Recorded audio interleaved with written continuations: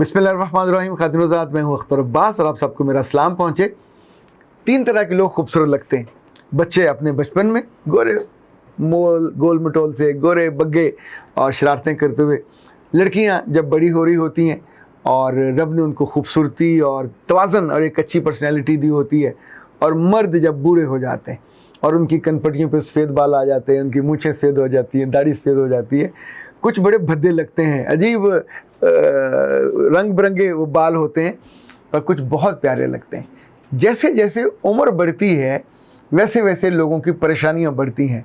तो आज हम इसी मौजू पे बात करने वाले हैं कि दुनिया में जो एवरेज उम्र थी रिटायरमेंट की वो 60 साल थी, अभी वो कहीं बढ़ रही है, कहीं 62 हो रही है, कहीं 65 हो रही है। एवरेज उम्र भी 67 ईयर्स पाकिस्तान में हुई है, बाकी मुल्कों में ये 80 और 85 साल पे चली गई है। खाना अच्छा है, रिस्क अच्छा है, आमतौर पे फैमिली का माहौल भी अच्छा होता है, इसलिए उम्रें लंबी हो रही हैं। लेकिन ये लंबी उम्रों वाला जो बुढ़ापा है, ये हर जगह लोगों के लिए खुशी का पैगाम लेके नहीं आता।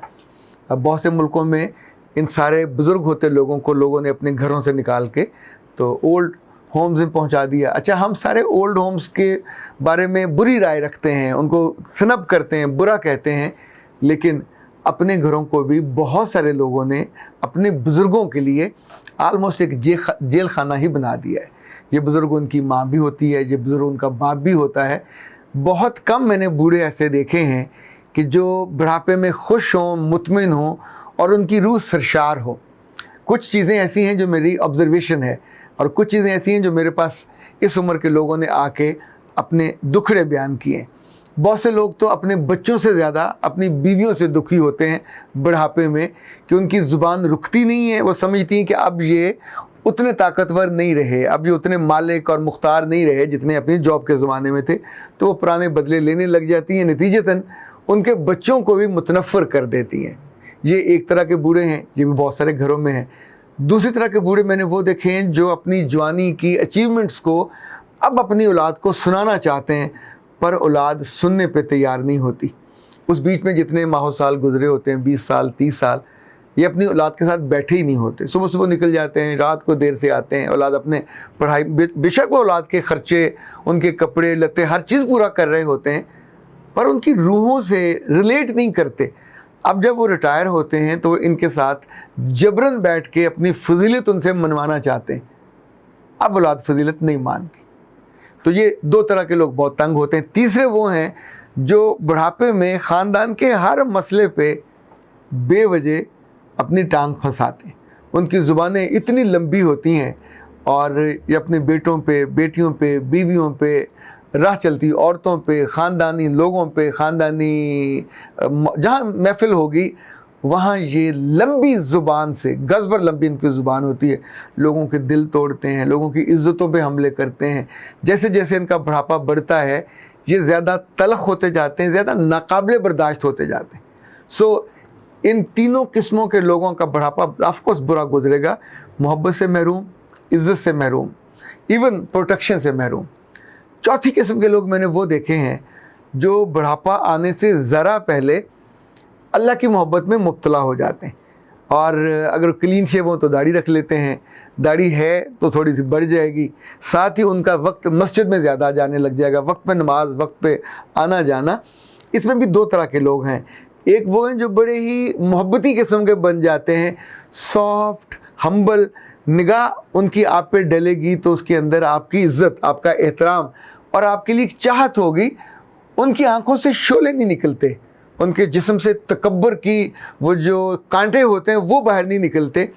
ये दीनी मिजाज के लोग बन जाते हैं और अपने रब की कुर्बत इख्तियार करते हैं, मसाजिद का इंतज़ाम संभालते हैं, मसाजिद को बड़ा करते हैं, कहीं नई मस्जिद बनाते हैं। ये जॉब के दौरान वो शुरू कर लेते हैं और रिटायरमेंट के बाद उनका जो पूरा फोकस होता है वो अपने अल्लाह के घर, उनके काम और उन्हीं लोगों के साथ साथ उनका वक्त गुजरता है।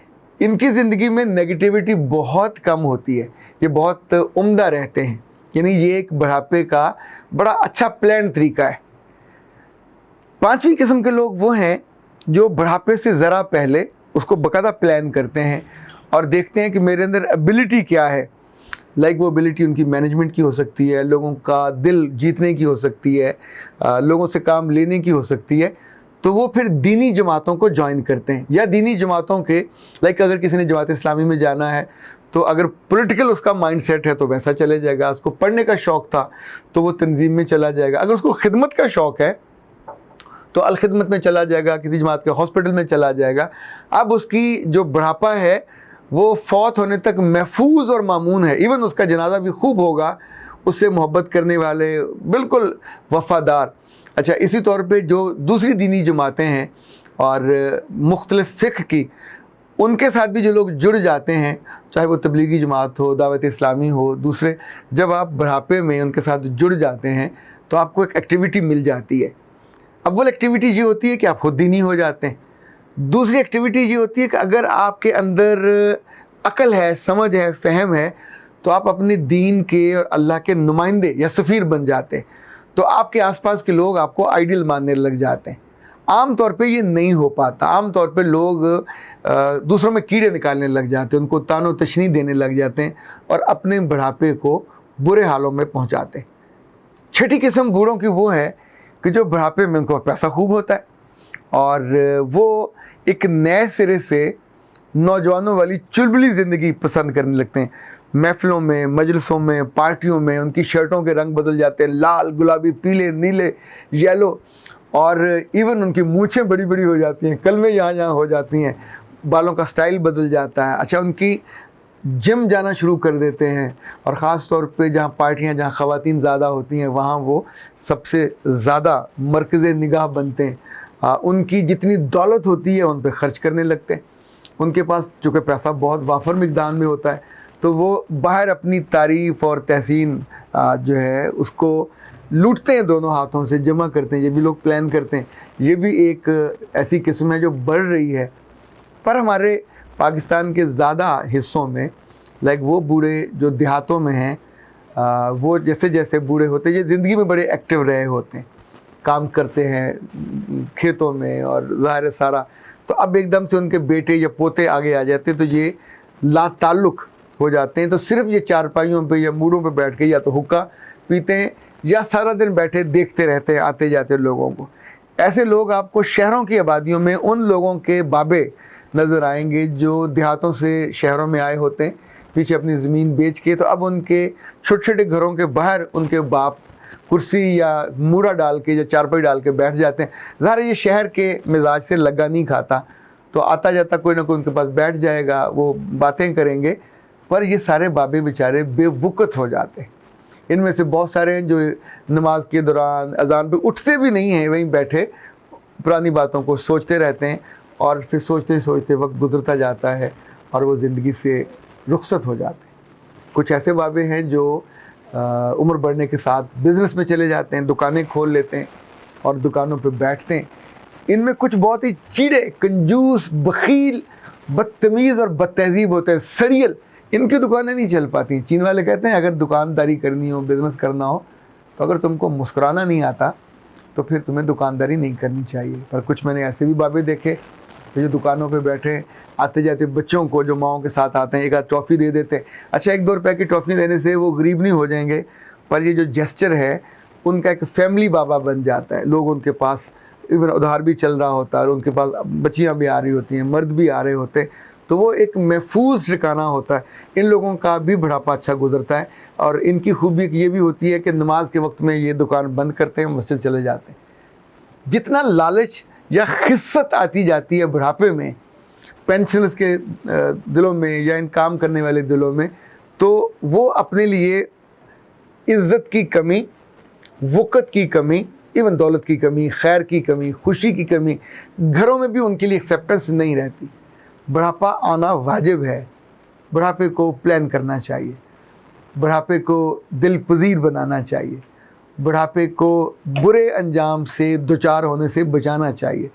بڑھاپے میں لوگوں کی نفرت کا شکار بننے کی بجائے ان کی محبت کا مرکز بننا چاہیے۔ آپ کی جیبوں میں پیسے ہونے چاہیے جو آتے جاتے اپنے پوتوں، نواسیوں، عزیزوں کے بچوں کو دینا چاہیے۔ آپ کی زبان پہ شکوے، گلے بالکل آپ کو ان کی پوٹلی باندھ کے دور کسی گندے نالے میں پھینک دینا چاہیے۔ بڑھاپا آپ کا بہت اچھا گزر سکتا ہے اگر آپ نے موت سے پہلے اپنے رب کو پہچان لیا اور اس کے ساتھ جڑ گئے، اور پھر اس کے بندوں کو ٹارگٹ کر کے اپنے لیے محبت اور دعاؤں کا خزانہ بھرنا شروع کر دیا۔ آپ اس کو نہیں بھرو گے، وہ ڈبے خالی کے خالی رہیں گے، اور جب آپ چلے جاؤ گے تو چند دن کے بعد نہ کسی کو آپ کی قبر یاد ہوگی، نہ کسی کو آپ کا چہرہ یاد ہوگا، نہ کسی کو آپ کا ختم، نہ دم، نہ درود، نہ آپ کی فاتحہ، نہ برسی۔ ایون جب سب لوگ قبروں پہ جا کے قبریں بنا رہے ہوتے ہیں اور ان کو لیپ رہے ہوتے ہیں، تو تب وہاں قبر پہ بھی کوئی نہیں آتا۔ اس لیے بڑھاپا واجب ہے، لازم ہے، آنا ہے، تو اس کو کیوں نہ ہم اچھے انداز میں پلان کر لیں۔ میں نے جو 7 قسمیں بتائی ہیں، یہ عبرت کے لیے نہیں ہے، سیکھنے کے لیے ہیں۔ اگر کسی ایک قسم کو آپ نے آئیڈل بنا لیا تو آپ ایسے بن جاؤ گے، سڑو مت بنیے گا، اور لمبی زبان والا مت بنیے گا، اور اپنے گھر میں سب کے لیے زہریلے جملے کہنے والا کبھی مت بنیے گا۔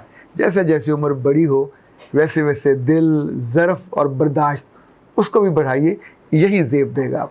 اختر عباس کو اجازت دیجیے، السلام علیکم۔